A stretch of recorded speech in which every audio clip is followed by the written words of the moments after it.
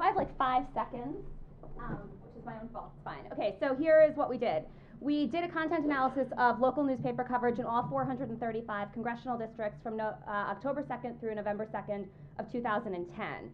What this meant was that we identified the largest circulation newspaper in each of the congressional districts and coded extensively 6,004 stories in each of those districts.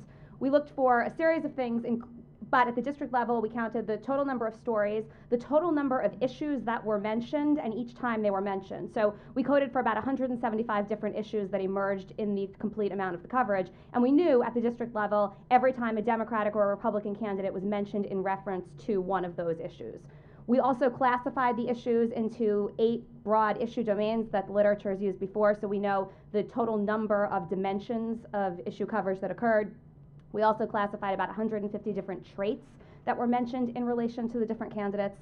And so those are our key measures of coverage that will allow us to determine whether there's different volume or content of coverage based on the partisanship of the district. And then we have some contextual data.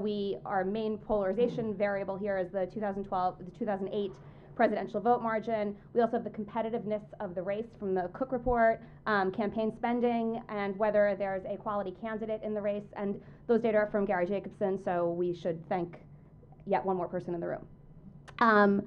I should also note that for contextual data, we use Hans's measure of media convergence as well, and so I'm just wondering if there are any other variables. Did anybody code for incumbency? we probably have to thank them too.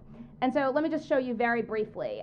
So this is district polarization and campaign news coverage, and you see our 4 different variables here. We have the total number of stories, the total number of issue mentions, the issue count, and the number of trait mentions.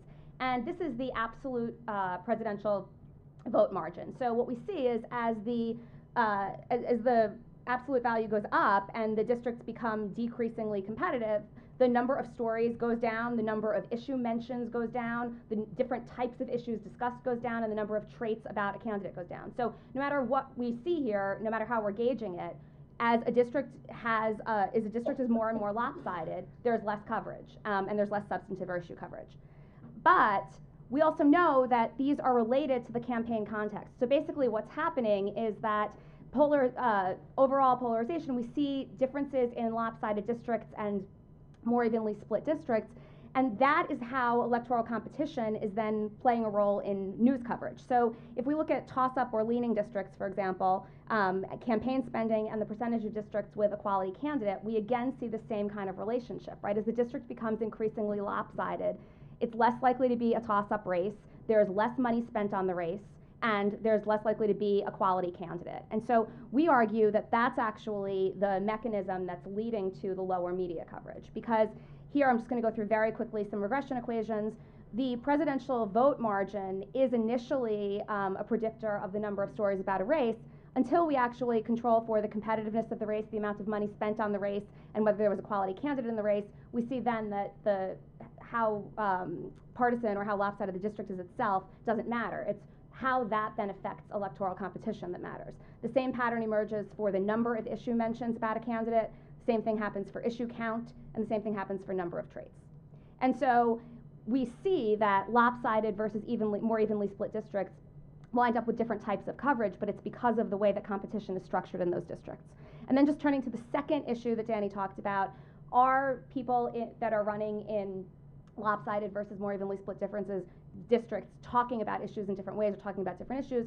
We focused on 3 broad categories of issues: taxes and spending, social welfare, and the economy. About 80% of the issue coverage overall in 2010 fell into one of these 3 issue categories.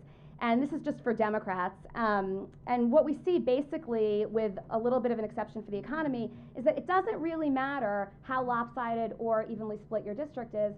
Generally, the same kinds of issues are coming up. Now, with the economy, Democrats running in more Democratic districts were a little bit more likely to talk about the economy and probably to talk about the stimulus package because they were going to not necessarily have to pay a high price if they did so. But the story here still demonstrates not that much variation. With Republicans, there's even less variation. So what we're seeing here is a generally nationalized conversation. It doesn't matter what the partisanship is of the district, the same kinds of issues are being talked about.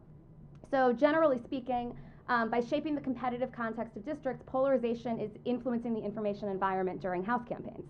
Lopsided districts get less coverage and they get less substantive coverage, but it doesn't necessarily produce any kind of dramatic difference in the agenda that is being covered when a race is covered in the news. And so as a result, district polarization may in fact widen gaps in political knowledge and participation, because we do know from other work that when there's less coverage and when there's less substantive coverage, it does have effects for what citizens know about the candidates in their district and even whether they turn out to vote. And so this is especially consequential, as Danny said, because the sources of local political news continue to diminish. So it's not like there are so many other opportunities for people to get information about their House races. And so the big question is polarization a fundamental barrier to the renaissance of local political coverage? Because if we need more local political coverage to generate, more substantive information to give to people so that they can make better decisions or know more about what's going on in their races, and polarization is actually generating a situation where we have more and more lopsided districts, then those districts aren't going to get the kind of coverage that could ultimately help people do a better job navigating. That's it.